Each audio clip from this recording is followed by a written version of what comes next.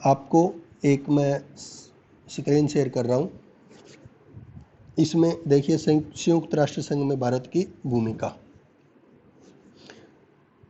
संयुक्त राष्ट्र संघ की आवश्यकता क्यों पड़ी?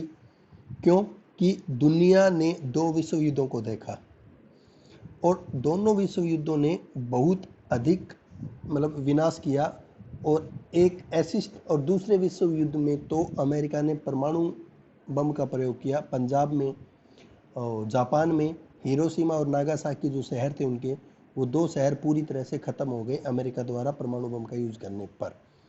तो दुनिया के देशों को ये डर सताने लगा, जब पहला विश्व युद्ध खत्म हुआ तो कहीं दूसरा विश्व युद्ध ना हो जाए।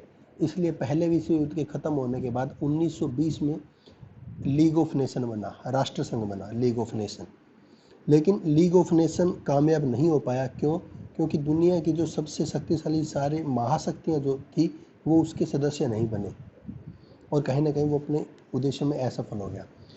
और फिर जैसे ही दूसरा विश्व युद्ध शुरू हुआ 1939 में, तब दुनिया के देशों को लगा कि नहीं, एक ऐसी अंतर्राष्ट्रीय संस्था होनी चाहिए जिसके द्वारा दुनिया के देशों में शांति व्यवस्था को बनाए रखा जा सके, दुनिया के देशों को युद्धों से दूर रखा जा सके।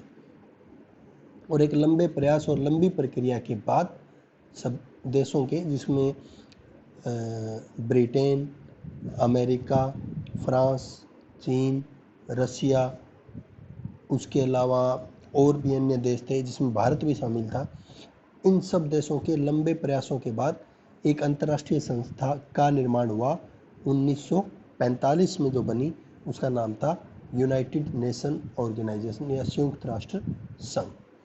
अब संयुक्त राष्ट्र संघ में भारत की भूमिका की अगर बात आती है तो हमें पता है कि भारत संयुक्त राष्ट्र संघ के स्थापना करने वाले देशों में शामिल है।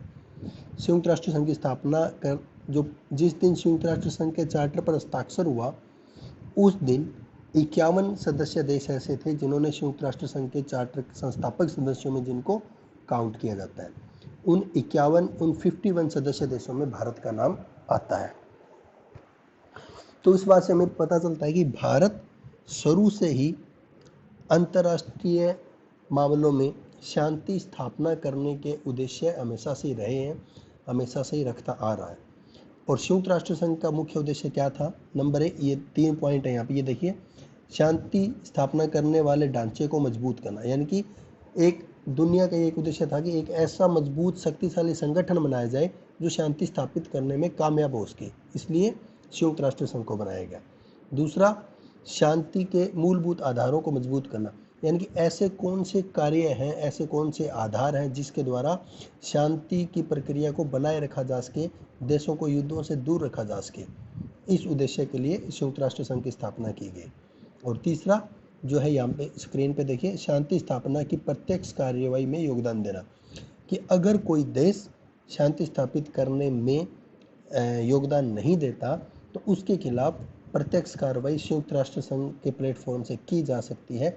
उस प्रकार की कार्रवाई में भी भारत का योगदान महत्वपूर्ण रहा है। तो इन तीनों ही आधारों पर भारत शुरू से ही अंतर्राष्ट्रीय शांति स्थापित करने में योगदान देता रहा। तो आज हम जो बात करेंगे इन तीन प्रकार का भारत का योगदान इस तीन प्रकार से रहा।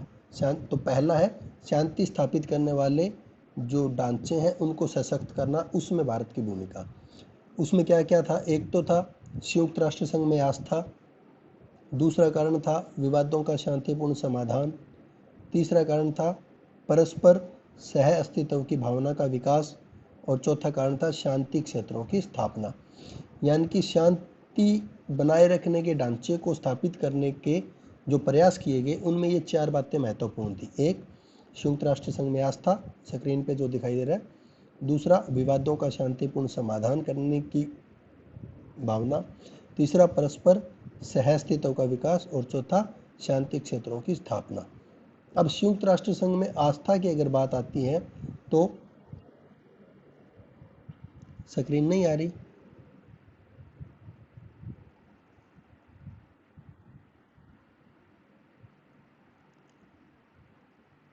किसी को भी नहीं आ रही स्क्रीन?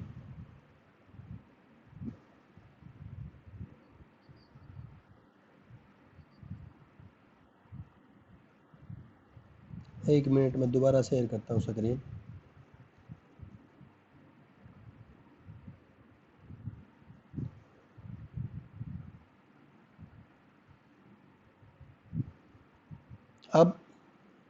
अब आ रही है स्क्रीन?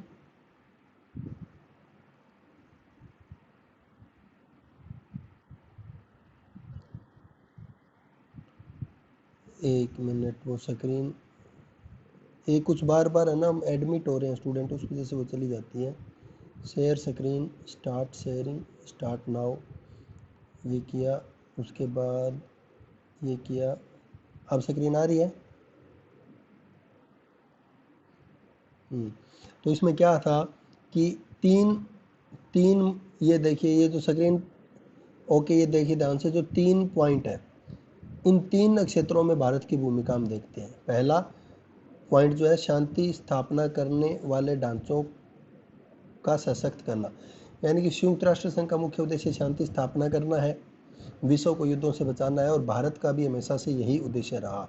तो इस उद्देश्य को पूरा करने में भारत ने क्या रोल अदा किया, क्या भूमिका निभाई। दूसरा है शांति के मूलभूत आधारों को मजबूत करना, कि वे कौन सी व्यवस्था है संयुक्त राष्ट्र संघ में जिसके द्वारा शांति को बनाए रखा जा सकता है, शांति को मजबूत किया जा सकता है, उसमें भारत की भूमिका क्या रही। तीसरा कारण था शांति स्थापना करने की प्रत्यक्ष कार्रवाई में योगदान, यानी कि अगर कोई भी देश इस शांति बनाए रखने में सहयोग नहीं देता, या किसी देश पर आक्रमण करता है, या किसी के साथ युद्ध करता है, तो उसमें संयुक्त राष्ट्र संघ उस आक्रमण करने वाले देश को कैसे रोकेगा, शांति को कैसे बहाल करेगा, उस में भारत की भूमिका क्या रहेगी। इन 3 बातों के आधार पर हम भारत की भूमिका देखेंगे, फर्स्ट, सेकंड, थर्ड, ये जो 3 बातें हैं। तो उसमें हम अब बात करेंगे पहले पॉइंट पर, शांति स्थापित करने वाले ढांचे को सशक्त करना, यानी कि भारत संयुक्त राष्ट्र संघ का शुरू से ही, पहले दिन से ही मेंबर रहा, और संयुक्त राष्ट्र संघ का जो मूल उद्देश्य है कि विश्व में शांति स्थापित करना है, शांति बनाए रखना है, और युद्धों को दूर, देशों को युद्धों से दूर रखना है, उसमें भी भारत की महत्वपूर्ण भूमिका रही। तो उसमें हम चार चार पार्ट आते हैं, उसके 4 पॉइंट आते हैं। एक है संयुक्त राष्ट्र संघ में आस्था, दूसरा है विवादों का शांतिपूर्ण समाधान, तीसरा है परस्पर सह अस्तित्व की भावना का विकास, और चौथा है शांति क्षेत्रों की स्थापना। तो भारत इन चारों ही क्षेत्रों में भारत की अहम भूमिका रही है। पहला है संयुक्त राष्ट्र संघ में आस्था। इसमें क्या है कि भारत संयुक्त राष्ट्र संघ का पहले दिन से मेंबर है। क्यों? क्योंकि भारत की हमेशा ये आस्था रही है कि एक ऐसी अंतर्राष्ट्रीय संस्था होनी चाहिए जिसके कुछ नियम हो, और उन नियमों के तहत दुनिया के सभी देशों को आपस में शांतिपूर्ण संबंध बनाने में वो सहयोग करे, और सभी देशों को उस संस्था के नियमों को मानना चाहिए, और आपस में उस संस्था के अंदर आस्था रखनी चाहिए। और इसी बात को लेकर के जवाहरलाल नेहरू ने 3 नवंबर 1948 को एक स्टेटमेंट भी दी थी। कहा था कि भारत न केवल पूरी तरह से चार्टर के सिद्धांतों और उद्देश्यों को मानने के लिए वचनबद्ध है, बल्कि अपनी पूरी क्षमता के साथ उनको लागू करने की कोशिश भी करेगा। यानी कि पहले दिन से भारत की संयुक्त राष्ट्र संघ में पूरी तरह से आस्था रही है। भारत हमेशा से संयुक्त राष्ट्र संघ के उद्देश्यों को, सिद्धांतों को, नियमों को मानता आया है।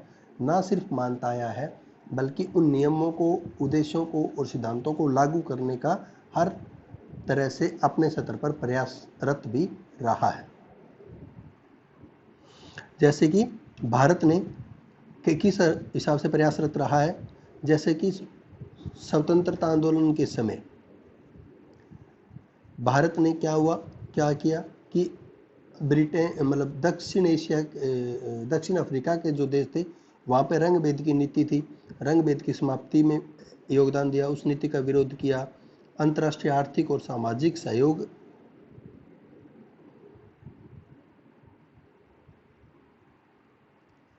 अंतर्राष्ट्रीय आर्थिक और सामाजिक सहयोग में भारत की हमेशा महत्वपूर्ण भूमिका निभाई।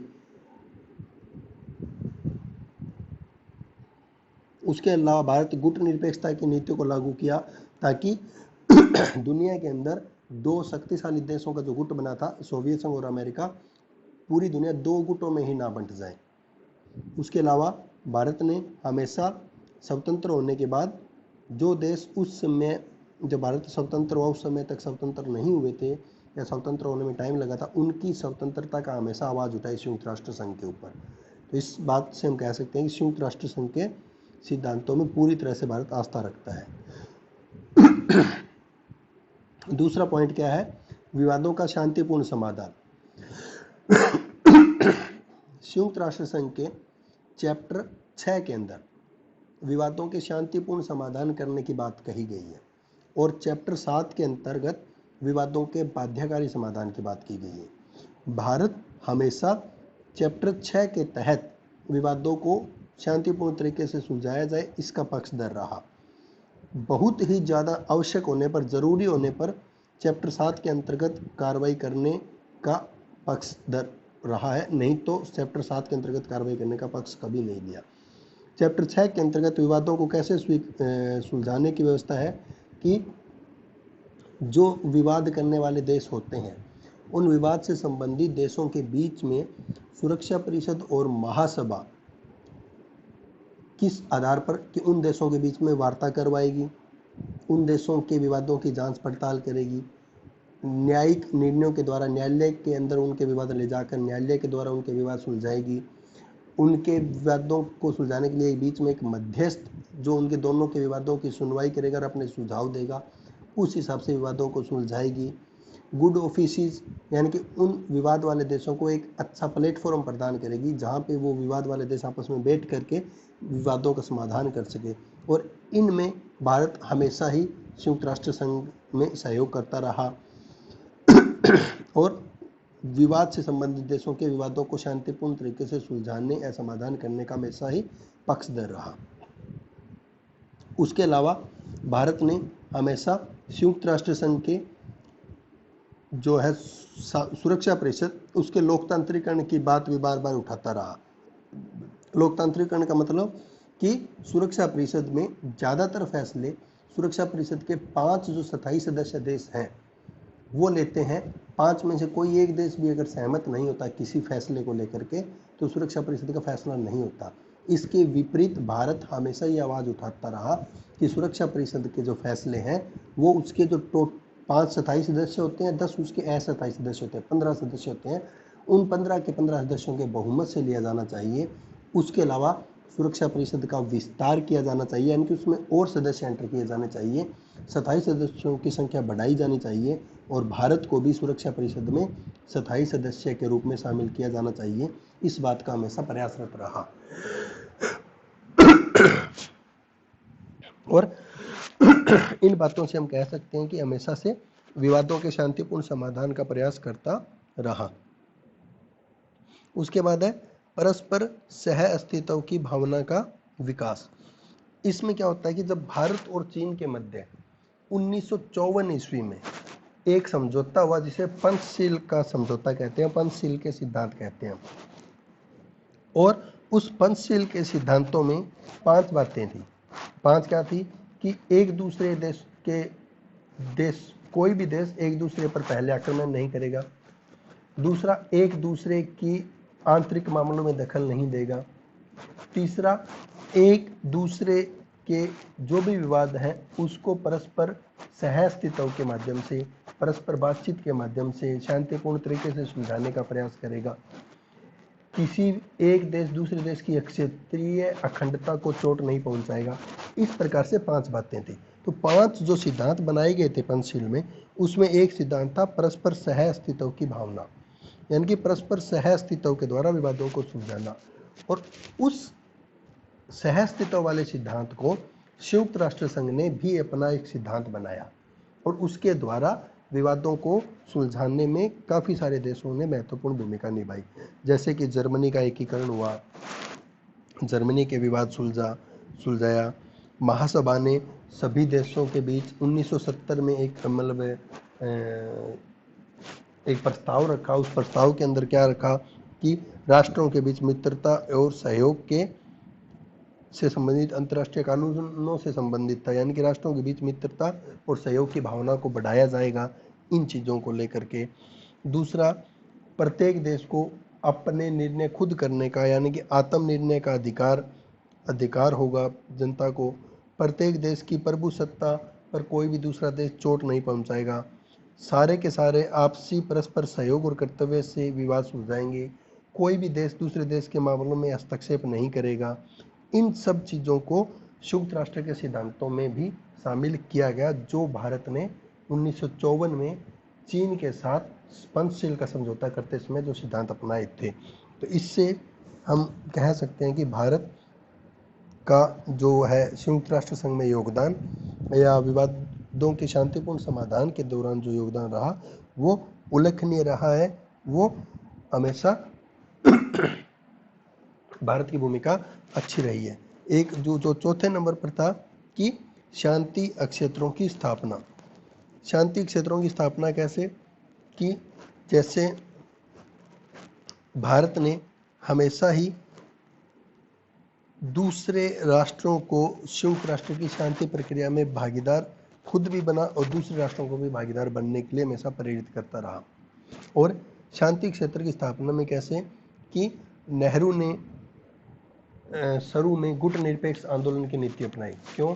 क्योंकि उनका मानना था कि अगर हम जो दो ध्रुव बने हैं, अमेरिका का एक और सोवियत संघ का एक, अगर हम किसी भी एक ध्रुव से जुड़ जाते हैं और तीसरा ध्रुव उनको मतलब रोकने के लिए या उनके साथ बैलेंस स्थापित करने के लिए नहीं होता, तो दुनिया में उन दोनों के बीच एक तनाव का माहौल बना रहेगा और शांति स्थापित करने के प्रयास नहीं हो पाएंगे। तो इसलिए दोनों ही गुटों से दूर होकर के एक गुट निरपेक्ष आंदोलन बनाया। उसके अलावा जब आपको कल बताया था कि हिंद महासागर के सैन्यीकरण होने लगा था, अमेरिका ने हिंद महासागर में अपना बेड़ा स्थापित कर दिया था, ऊपर से चीन भी आने लगा था और भारत को घेरने की जो नीति थी, उस समय भारत ने आवाज़ उठाई हिंद महासागर को शांति क्षेत्र घोषित किया जाए सबसे पहले संयुक्त राष्ट्र संघ में। और उसके परिणाम स्वरूप हिंद महासागर के जो सैन्यीकरण हो रहा था उसको पीछे हटने में संयुक्त राष्ट्र संघ ने महत्वपूर्ण भूमिका पीछे हटने का आदेश जो दिया उसमें भारत की महत्वपूर्ण भूमिका थी। हिंद महासागर से सेनाएं वापस हटाई ली गई। उसके अलावा जब सोवियत संघ ने अफगानिस्तान में अपनी दखल दिया 1979 में अपनी सेना के द्वारा, उस समय भी भारत ने आवाज़ उठाई कि किसी भी देश को दूसरे देश के अंदर दखल नहीं देना चाहिए। उसके अलावा भारत ने सार्क के माध्यम से south Asian free trade agreement को साइन किया ताकि व्यापार बिना किसी मतलब जो कस्टम ड्यूटी वगैरह है उनके अगर व्यापार होगा साउथ एशिया के देशों में आपस में, तो वहाँ पर शांतिपूर्ण क्षेत्रों की स्थापना होगी, शांति बनेगी। उसके साथ साथ भारत ने आसियान के साथ भी व्यापार को बढ़ावा दिया।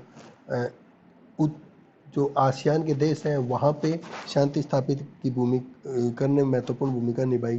तो उस हिसाब से देखते हैं तो भारत ने संयुक्त राष्ट्र संघ का जो उद्देश्य था शांतिपूर्ण क्षेत्रों की स्थापना करना, उसमें एक्टिव रोल प्ले किया, आगे बढ़ करके भूमिका निभाई। तो संयुक्त राष्ट्र संघ के साथ भारत का योगदान महत्वपूर्ण रहा।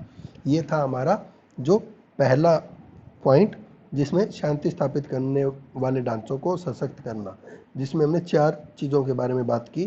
संयुक्त राष्ट्र संघ में आस्था, दूसरा विवादों का शांतिपूर्ण समाधान, तीसरा परस्पर सहअस्तित्व की भावना और चौथा शांति क्षेत्रों की स्थापना।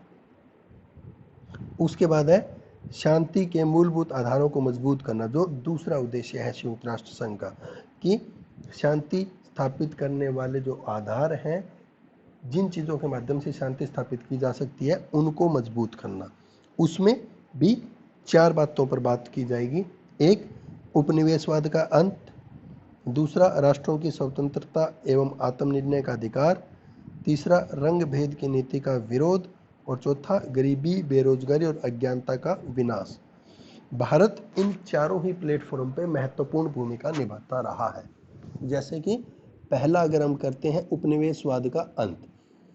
भारत जब स्वतंत्र हुआ 1947 में, और जब भारत स्वतंत्र नहीं था उस समय से ही संयुक्त राष्ट्र संघ का सदस्य था। तो 1947 में स्वतंत्र होने के बाद संयुक्त राष्ट्र सुरक्षा परिषद में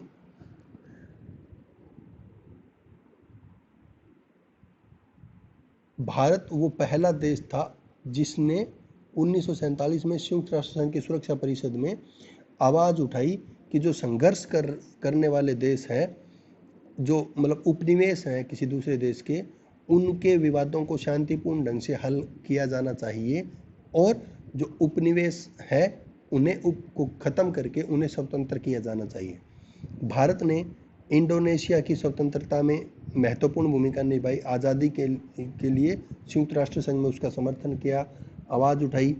अफ्रीका के कई देश जो उपनिवेश थे उनके स्वतंत्रता के लिए आवाज़ उठाई और 1949 में 18 एशियाई राष्ट्रों के सम्मेलन नेहरू ने दिल्ली में बुलाया था और नेहरू ने उस सम्मेलन में कहा था कि हमें इस बात पर ध्यान देना चाहिए कि जब तक एशिया या किसी भी अन्य जगह पर किसी भी प्रकार की का साम्राज्यवाद विद्यमान रहेगा या वो देश उपनिवेश रहेंगे, तब तक संघर्ष रहेगा और शांति को खतरा रहेगा। यानी कि भारत हमेशा से जो देश उपनिवेश थे दूसरे देशों के, जिन देशों पर दूसरे देशों का राज था, उन देशों की हमेशा से स्वतंत्रता का पक्षधर रहा। हमेशा संयुक्त राष्ट्र संघ के प्लेटफॉर्म पर भारत ने आवाज़ उठाई और भारत के प्रयासों से 1950 के दशक में कई और देशों ने स्वतंत्रता प्राप्ति के लिए आवाज़ उठाना शुरू कर दिया, महत्वपूर्ण भूमिका निभाना शुरू कर दिया और उसके परिणाम स्वरूप कई सारे देशों को स्वतंत्रता मिली, जैसे कि लीबिया को स्वतंत्रता मिली, उसके बाद सोमालीलैंड को स्वतंत्रता मिली, अल्जीरिया को मिली, साइप्रस को मिली और उसके अलावा और भी बहुत सारे देश थे जिनको उपनिवेशवाद से स्वतंत्रता मिली और इसमें भारत की अहम भूमिका रही उपनिवेशवाद का अंत करने में या उपनिवेशवाद के विरोध करने में। उसके बाद है राष्ट्रों की स्वतंत्रता एवं आत्मनिर्णय का अधिकार।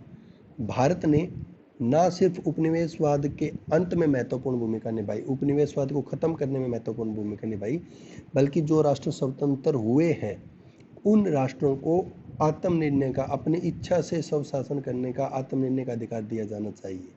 ये इस संबंध में भी आवाज़ उठाई। भारत ने ब्रिटेन, फ्रांस और हॉलैंड आदि देशों का जो साम्राज्यवादी प्रदेश थे या फिर उन देशों के जो न्यास परिषद, जो ट्रस्ट थे, उन सब देशों की स्वतंत्रता का हमेशा प्रयास किया, उनकी स्वाधीनता के लिए हमेशा प्रयास किया और संयुक्त राष्ट्र संघ के चार्टर के 11 और 12 में जो साम्राज्यवाद और उपनिवेशवाद की नीति का विरोध किया गया उसका भारत ने हमेशा समर्थन किया और भारत के प्रयासों से संयुक्त राष्ट्र संघ में जो देश उपनिवेश थे उन देशों की स्वतंत्रता के लिए जो समितियां बनाई गई, उन समितियों का भारत सदस्य भी रहा और उन समितियों में भारत की भूमिका भी महत्वपूर्ण रही। भारत 1951 से 1959 तक संयुक्त राष्ट्र संघ की प्रमुख समितियों का सदस्य रहा और उसमें राज्यों को स्वतंत्रता प्रदान कराने में भारत की भूमिका बहुत महत्वपूर्ण रही थी।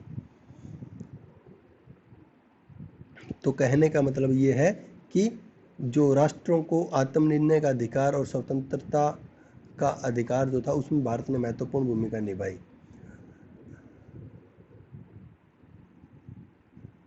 जैसे भारत ने जो अपनी तरफ से जो पक्ष रखा या भारत ने जो संयुक्त राष्ट्र संघ में अपना दृष्टिकोण रखा उसमें क्या था कि जो उपनिवेश हैं उन क्षेत्रों के प्रशासनिक निरीक्षक की जिम्मेदारी संयुक्त राष्ट्र संघ को सीधे अपने हाथों में लेनी चाहिए।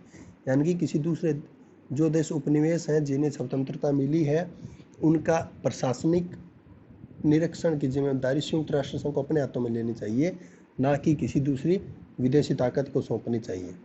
जो उसके अलावा दूसरा क्या था कि उन क्षेत्रों की जो उपनिवेश है स्वशासन प्रदान करने हेतु महत्वपूर्ण कदम उठाए जाने चाहिए। तीसरा, उन क्षेत्रों के में किसी भी प्रकार की रंग भेद की नीति नहीं अपनाई जानी चाहिए। चौथा, जो संयुक्त राष्ट्र संघ का चार्टर है उस चार्टर के अकॉर्डिंग शक्तियों को के संदर्भ, प्रशासनिक शक्तियों के संदर्भ में निर्धारित समय सीमा में उदार एवं वृत्त भावना से, यानी कि एक उदार भावना से उन राष्ट्रों के पुनर्निर्माण की भावना से, उन राष्ट्रों को प्रजातांत्रिक शासन स्थापित करने की भावना से काम करना चाहिए। उसके बाद आता है गरीबी, बेरोजगारी तथा अज्ञानता का विकास, कि भारत हमेशा से ही इस बात का पक्षधर रहा कि दुनिया में संयुक्त राष्ट्र संघ को वहाँ पे कार्यक्रम चलाने चाहिए, वहाँ पे प्रोग्राम चलाने चाहिए। अंतर्राष्ट्रीय सामाजिक विकास परिषद के द्वारा, आर्थिक सामाजिक विकास परिषद के द्वारा, जो संयुक्त राष्ट्र संघ का महत्वपूर्ण अंग है, उनके द्वारा उन क्षेत्रों में जहाँ पर गरीबी है, बेरोजगारी है, निरक्षरता है, उससे दूर करने में महत्वपूर्ण भूमिका निभानी चाहिए। संयुक्त राष्ट्र संघ को एक्टिव रोल प्ले करना चाहिए, आगे बढ़कर काम करना चाहिए, ऐसा भारत का हमेशा मानना रहा और भारत संयुक्त राष्ट्र संघ के प्लेटफॉर्म पर हमेशा ये आवाज़ उठाता रहा। भारत हमेशा से ही अंतर्राष्ट्रीय विकास संगठन, संयुक्त राष्ट्र के टेक्नोलॉजी जो कोष है उसका पक्षधर रहा, राष्ट्रीय विकास कार्यक्रम संयुक्त राष्ट्र संघ के द्वारा चलाई जाने चाहिए उनका पक्षधर रहा, विश्व स्वास्थ्य संगठन या अंतर्राष्ट्रीय श्रम संगठन आदि सक्रिय भूमिका निभाए, यूनेस्को सक्रिय रूप से कार्य करे, हमेशा इन चीज़ों का पक्षधर रहा और उन बातों के आधार पर भारत ने हमेशा ही सक्रिय भागीदारी के माध्यम से शांति स्थापित करने में अपने आप को मजबूती से पेश किया और भविष्य में एक न्यायपूर्ण और सशक्त विश्व की स्थापना संभव हो सके, इस दिशा में भारत ने हमेशा काम किया। तो हमने दो जो उद्देश्य है, जिसमें पहला कि शांति स्थापित करने वाले ढांचों को सशक्त करना और शांति के मूलभूत आधारों को मजबूत करना, उन दो उद्देश्यों पर बात की। तीसरा उद्देश्य है शांति स्थापना की प्रत्यक्ष कार्यवाही में योगदान देना। ये जो है, इस पे हम हमारी नेक्स्ट क्लास में बात कर लेंगे। कल अगर पॉसिबल हुआ तो कल क्लास लगा लेंगे, नहीं तो मतलब नेक्स्ट क्लास में इस पे बात करेंगे। तब तक के लिए शुभकामनाएं, धन्यवाद।